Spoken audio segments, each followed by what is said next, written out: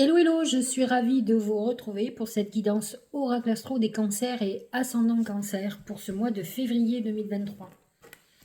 Alors, les planètes en Verseau sont positionnées dans votre maison 8, qui est la maison de la transformation, de la mort, des gains et des pertes financières. C'est la maison des héritages, mais c'est aussi la maison de la sexualité. Alors, le soleil qui met en lumière cette maison pour ce mois-ci pour vous, va vous apporter peut-être comme un réveil, alors que peut-être vous aviez, peut-être vous étiez rentré dans quelque chose de très introspectif. Mais attention, cette maison 8, qui est quand même à la base la maison du Scorpion, est une maison introspective. Donc vous avez pu avoir beaucoup de réflexions et pas toujours les bonnes, parce que c'est une maison un peu destructrice psychologiquement parlant. Mercure va être justement dans ce signe du Verseau, dans cette maison 8. Il est possible que vous ayez un point de vue qui change par rapport à certaines choses, certaines personnes, certaines situations.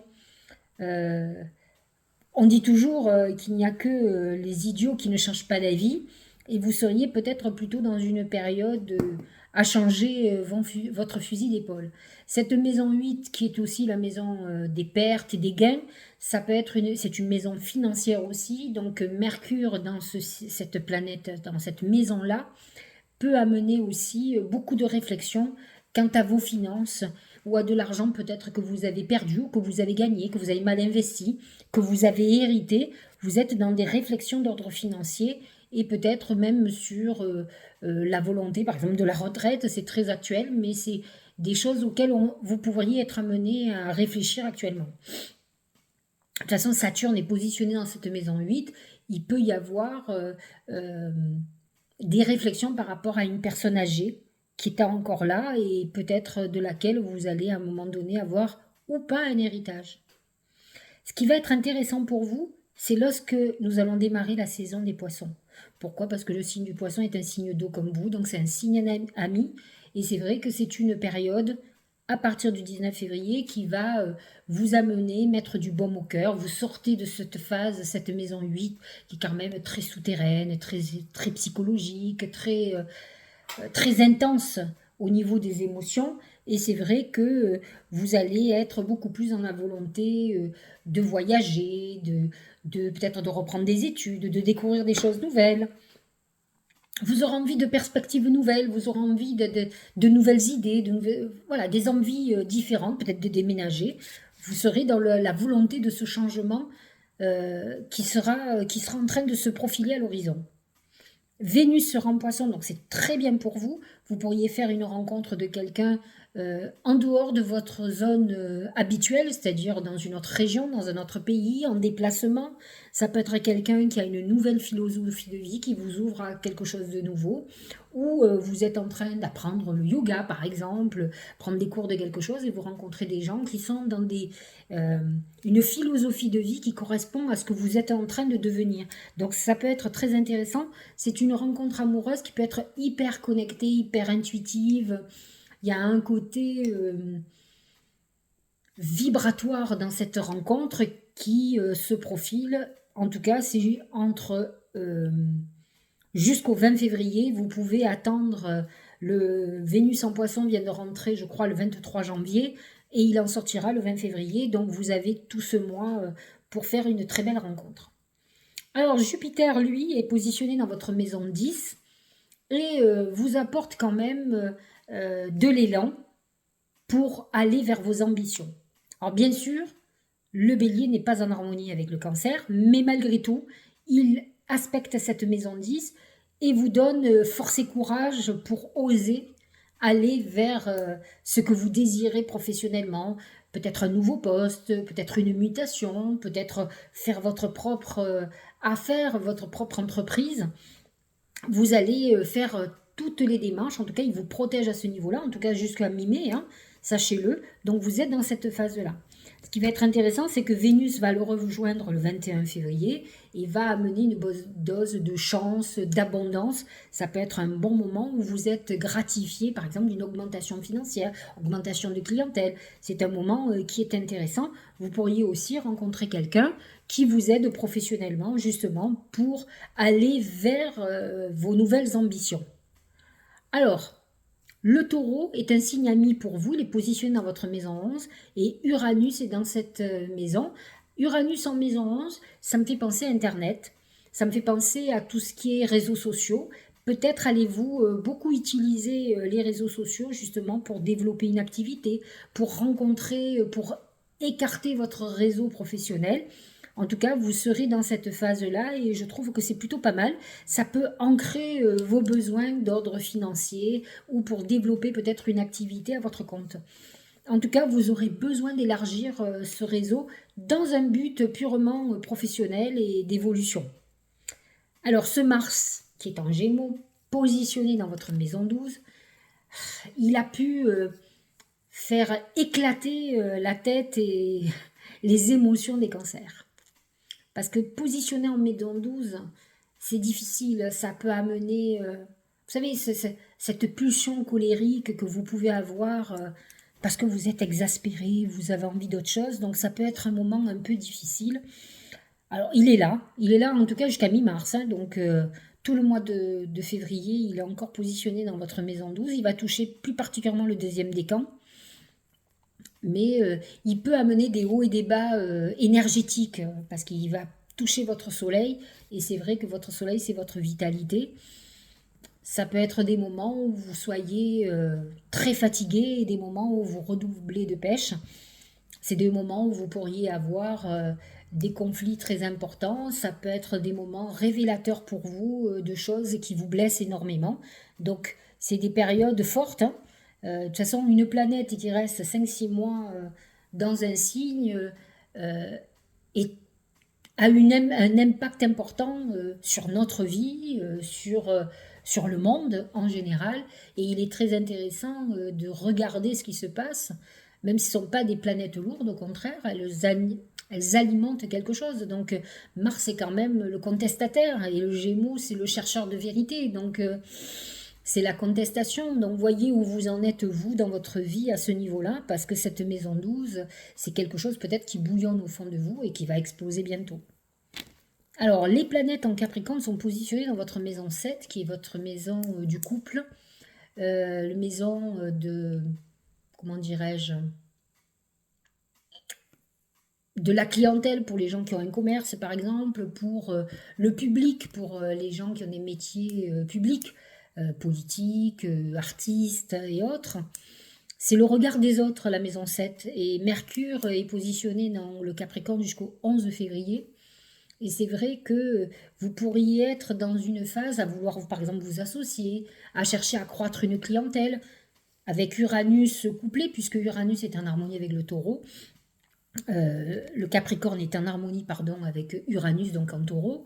Ça peut amener un développement de clientèle par les réseaux sociaux, par des moyens de technologie au niveau communication nouveau, un marketing de communication tout à fait d'avant-garde qui vous permettent de développer une clientèle. En tout cas, vous serez dans cette phase-là, mais vous pouvez aussi être dans une phase de réflexion sur le couple.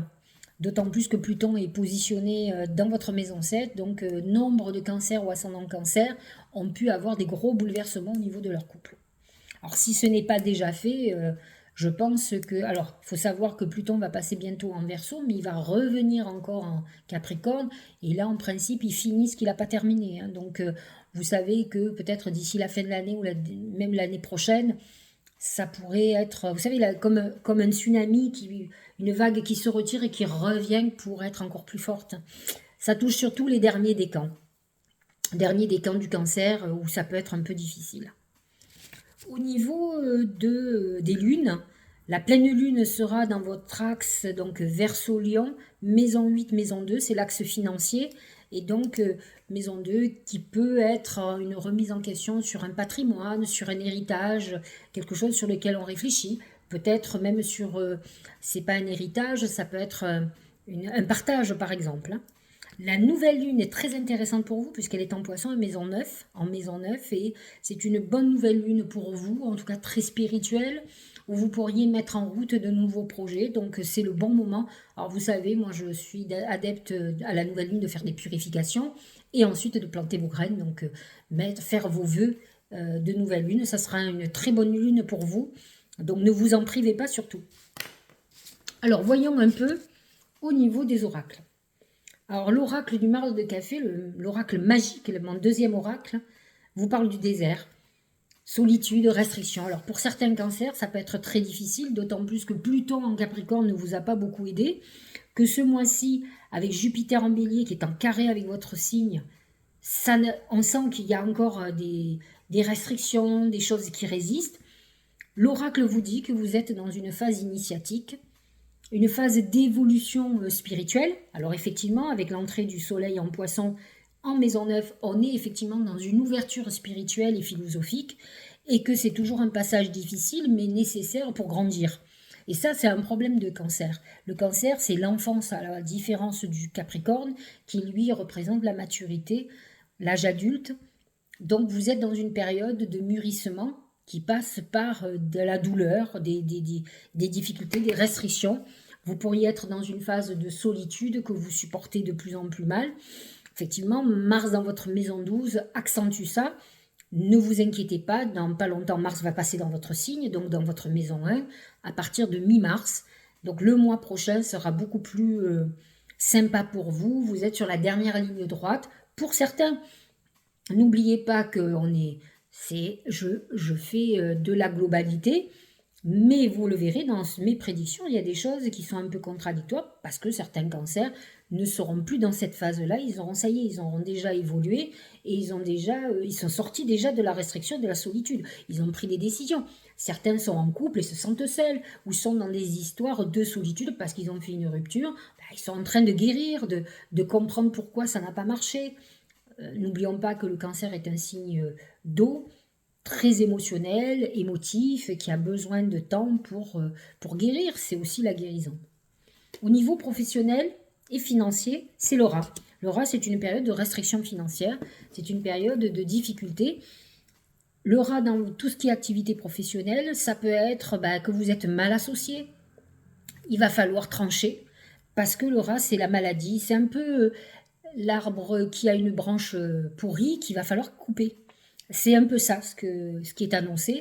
Donc vous devez absolument régler un problème. Parfois, il vaut mieux perdre pour gagner par la suite, se libérer de nœuds dans vos vies qui sont peut-être beaucoup plus, comment dirais-je, contre-productifs. Parfois, il faut payer pour pouvoir gagner après. Alors sur le moment, c'est dur. Et puis après, on se rend compte qu'on aurait dû faire ça depuis longtemps.